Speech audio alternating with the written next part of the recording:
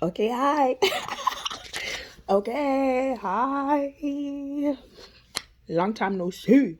And by long time no see, long time of me, it's been a long time of me not keeping myself accountable. As much as we love that, okay, I'm sorry, I'm looking at my pimple. As much as we love that, we don't love that. But here's the tea though. I think things have been going better for me. I would show you my room, but I'm not gonna show you my room because it's dirty. But I just woke up. The date is August 3rd, 2020. And here's what's happening. I've had a job. It's just a waitress job. The people there were so nice. I love them so much. They were so great. They were so great. They're really cool. But I'm going to Korea. I'm excited. I'm excited. It's still coronavirus time. But I'm supposed to be going to Korea. My flight is next week, Tuesday. Next week, Tuesday. I'm nervous, but hopefully things go well. I just woke up. I don't know. This is an update. Maybe I'm gonna be more professional. Maybe I'm gonna edit my videos. Who knows? Who knows? Who knows? Or maybe this is just gonna be my outlet where I talk about absolutely nothing for hours. But I think that's interesting, just being able to feel comfortable expressing myself and expressing these abstract thoughts that I have just into the ether. I think that's pretty cool. Yeah, so it's a good day. And I'm gonna show you my chicken bag. It makes me super happy. My chicken bag. Oh, there's my wig. Don't look at it. My chicken bag, really cute. And that's the head of my enemies. Nah, I just said it's my wig. It's pretty cute. I'm trying to let you know how it is. You know how it is. I just gotta get my life together. I've been watching a lot of Jordan Peterson videos, and I just like watching Jordan Peterson videos. I've always had interest in psychology and psychiatry, and I've been thinking of going to med school. I'm 21 currently, and I'm thinking I'm going to med school. I don't know how I feel about that though, because med school is a commitment, and I've been thinking about it since July. I even started my medical essay for when I apply in probably 2023. I'll be 23, turning 24. Will I get all the requirements on time? Will I do the research on time? It's a big commitment. But I really, really, really, really, really like the mind. I really do. I find it interesting how people do things, and I wonder why they do it. And it's very cool to see the nuances, in it. And I've been trying to read a couple of books. I can't remember his name. I think it's Franco. I can't remember, but he was, I think he was Polish, or maybe he was German, but he was a Jew, and he was in the concentration camps during World War II. And the book that he writes, yo, let me find this name. It was a really good book because it was about taking responsibility of your life. And he was talking about how in the concentration camps, even in such a dire situation, people still held on to their morality. There were people that became better in the face of such disgusting circumstances. And I thought that was profound. It was truly profound. When faced with life and death by people that you would have never expected could hold such malevolence towards you just because of your religion. It was very interesting how certain people reacted to it. Sorry, let me look up the name. I'm pretty sure his name is Franco. Man's Search for Meaning. That was the name of the book. I listened to the audiobook. Victor E. Frankl, Man's Search for Meaning.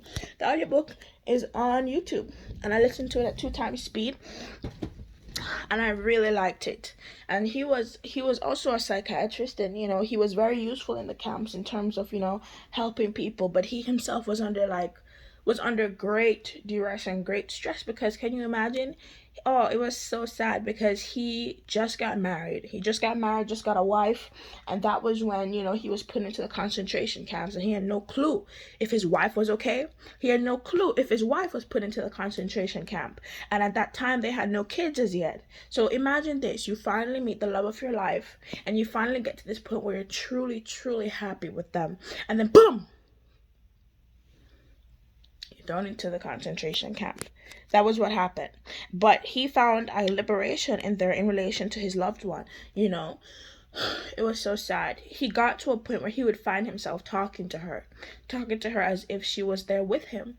And he had no idea if she was alive or if she was dead. But in the thought of her loved one, of his loved one, he felt free, and he felt a sort of calm and peace and a sort of relationship with her, even though she was nowhere near his vicinity, even though he had no way of knowing if she was dead or alive.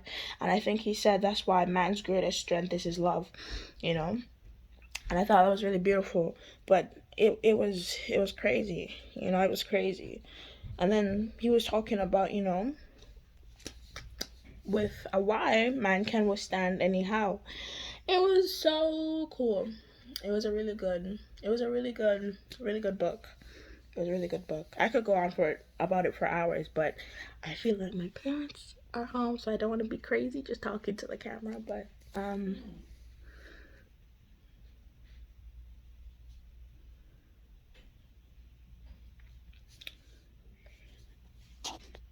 sorry about that. Yeah, it was really, really good. So that's, what is it? Victor E. Frankl, Man's Search for Meaning.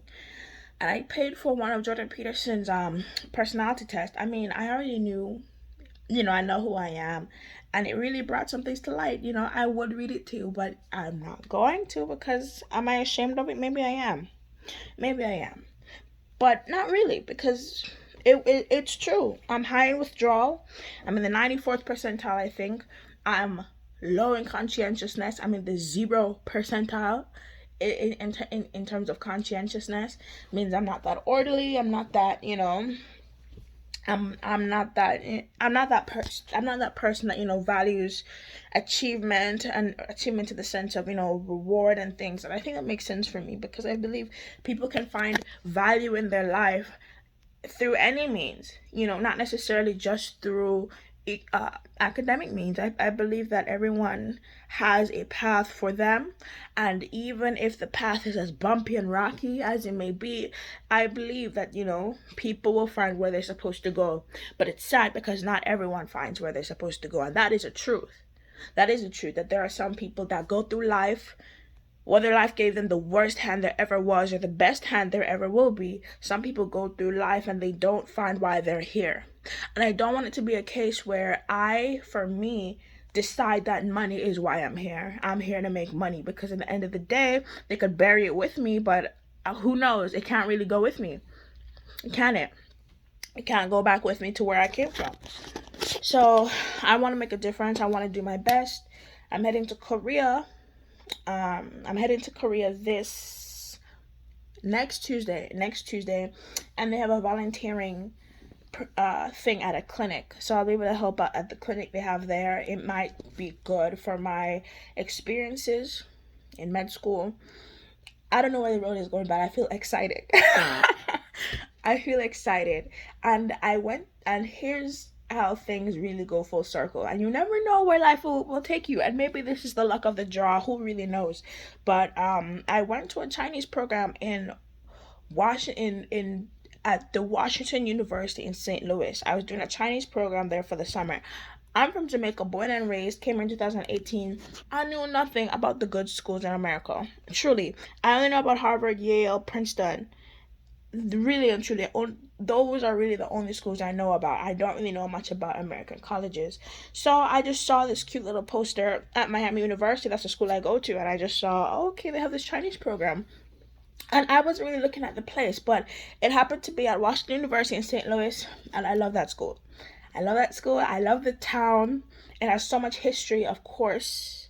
Not the history that would be beneficial for me if I went back in time, but it has so much history, and I think history is important. And I really love the people there. Oh my God, I had a job there. I had a job there as a waitress, and I met the weirdest people I've ever met. Like, they were so interesting. There was a guy that was always on drugs. There was a dude that was dating the hostess, and the hostess would come to work. in, and all the servers would say, here she comes again in her string. She'd be, but she was skinny and very pretty. She would literally just wear like a bad dough, like a little thing across her titties, and she would wear short shorts or something. Her whole midriff, her whole skin is just showing. But it was just a free place, you know. It was just a free place.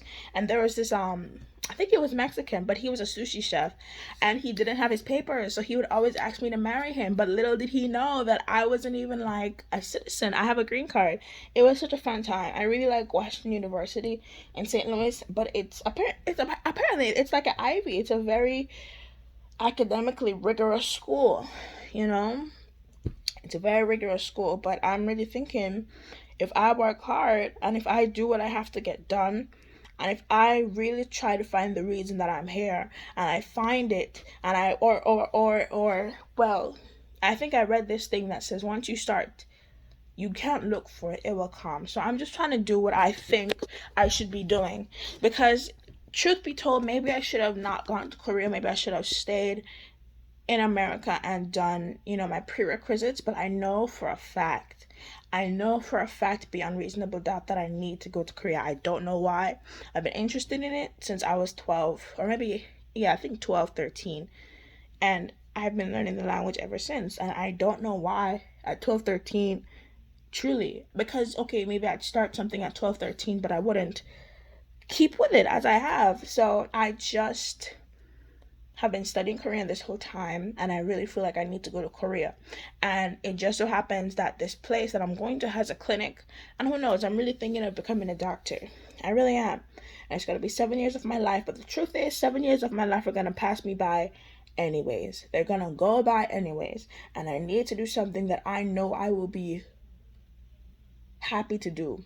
I need to do something that I know I'll be excited to be a part of, and I need to do my best at it. And even though I'm in the 0th percentile of conscientiousness, I know that I can adapt and do what I have to do to get what I have to get done. And that's what I've been trying to do. I've been studying every day, even though I'm not taking. Let me pause right there. Wait. Right. What was I saying? I said let me pause right there, because the internet is a blessing, truly. Because here's the tea. The curriculum that I'm going to learn is online. Everything is online, and I can find the books online for free. And the videos, supplementary videos that I can watch are on there for free. Because MIT has all these past course curriculums posted. They have them all posted, so I can literally learn them before I actually take the class. So I'm not a fish out of water. Maybe I might have problems with the lab, but nothing a little hard work can't fix. And I have no intention to work, because I've been working this whole time, and that really is difficult. It's difficult to work while in college. It really is super hard, because you have no time for your friends, you know? The pay isn't that great. You're an entry-level worker. I was a waitress, and I hate being a waitress. I'm tired of being a waitress now, because at the end of the day, it's not my purpose. I don't feel worthwhile. I don't feel fulfilled doing it. And it's like, why am I doing this job that I don't really like? Because I need money. Okay, what if I take out a loan? Everyone's afraid of taking out a loan. I'm afraid of taking out a loan, but especially since I'm not good at credit card payments. I've never missed one, but I'm above the recommended 30% revolving use of my credit card. And because of that, I'm wondering how I would, be handling a loan. But I'm scared, but I gotta do what I gotta do. And I had all this time, not really. Okay, so let me finish my thought. I had all this time to do well, and I didn't. And I say not really because, okay, I graduated high school in Jamaica when I was, 18? 18. I came here. I took a year to work, get some money for college, so 18, 19. And then I went to university at 19, 20. So my first year, I was 19, I'm pretty sure. My first year, I was 19. My second year, first semester, I just turned 20. So technically, I've only done 1.5 years of school out of 4. So I have 2.5 years left. When I look at it that way, it's like I didn't really spend much time in school, but yet I did all the damage. My first semester, first year was really good. I think I got a 3.5 GPA. Could have been better. I didn't really try, even though they were all easy ass classes. My second year, first semester, I think I took too much. I took too many credit hours, man. I took too many credit hours. That was when I was thinking about pre-med, but I didn't really explore it. My reasoning was stupid, but I thought about it, you know?